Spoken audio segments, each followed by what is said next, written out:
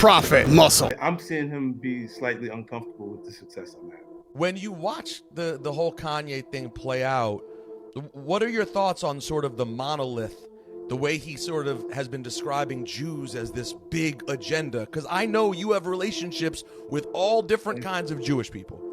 Yes, I do. You know, I think he's in a dangerous area. You know what I mean? Like not too many. I think, look, I'll forgive him for the things that he said because I already identified with something's going on that I don't understand now. 50 reacts to Kanye's Drink Champ interview. Catch me with my commentary at the end. I'm Prophet. You know what I'm saying? Like it's become his new mannerisms and his behaviors consistently with just doing things like even the White Lives Matter thing. There's nothing for me to say about it though. I watch it take place and I just look and I go, okay, yeah, that's him doing what he does, like what Kanye would do. And a lot of it, even the original Trump support thing was a little out there for me. You know what I'm saying? But look, everybody looks at things, they navigate things differently. You know, and one week is I don't want my kids raised by white women, and then the next week is I want to go home. So you don't know exactly what Right. it means. You're not wrong about that. Yeah, crazy's unpredictable. Unpredictability is entertaining. You don't know what's gonna happen next. And he's offering a description of crazy, but when you start getting in certain areas, they're not gonna actually be compassionate for what's going on with him, or because he's not crazy where he doesn't know what he's saying. He knows exactly what he's saying. Right.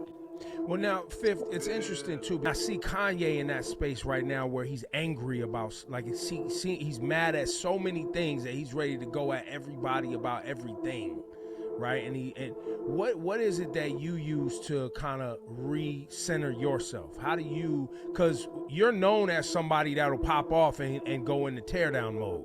If Depends you feel on the need. If what's motivating his behaviors is coming from business, like the Gap deal falling apart and then being angry with Adidas and different things, then it would be focusing to recreate those deals so I can do it the right way instead of venting and that, because those are the two big things that I see happening outside of the other stuff that's right there. But like other stuff is basic. It's just look at me stuff. If you can't, when you look at the albums, when you can't put out, his audience is not the hip hop consumer right now. They're past it and they do things differently. Like when I say to myself, where's my core audience? They're grown, bro. They're not going to buy the record. They're not going out to the nightclub every available moment.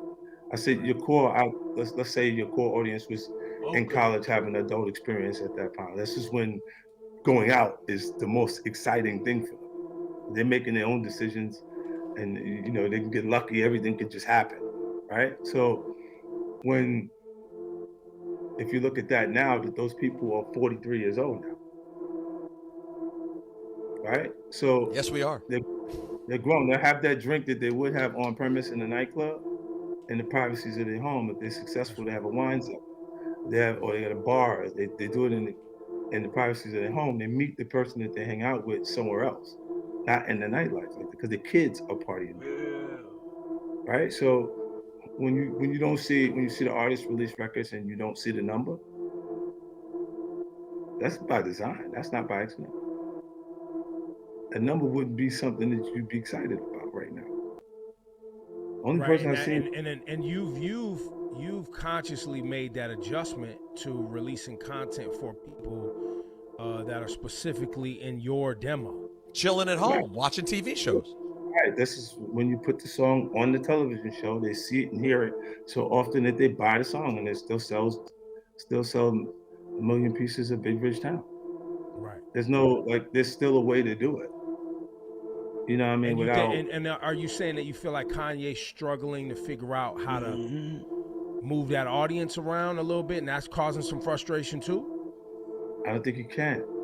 You know how they say, want this thing forever, man? You can't have it forever. It's hip hop. Right. You can have a moment. You can have a run. But you can't have it forever. It's not possible. You don't, Fifth, do you ever think about, like, When you say you, the singer, they think you said the sucker. But Nori is my brother. He's under a lot of pressure. If you look at the first thing it says, Nori does an interview with Rosenberg. But what's the exact thing I was saying? I said the Jewish media controls so many things. It's not all the Jewish people, but there's specifically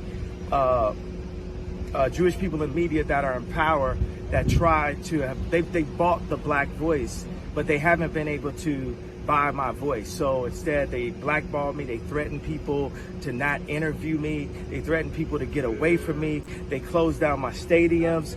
Love you too, family, love you too. Yeah. You said thinking, right? Appreciate you. Yeah, they've done all this stuff for years, messing with me, just like poking at me, like calling me out of my name. My name is Jay.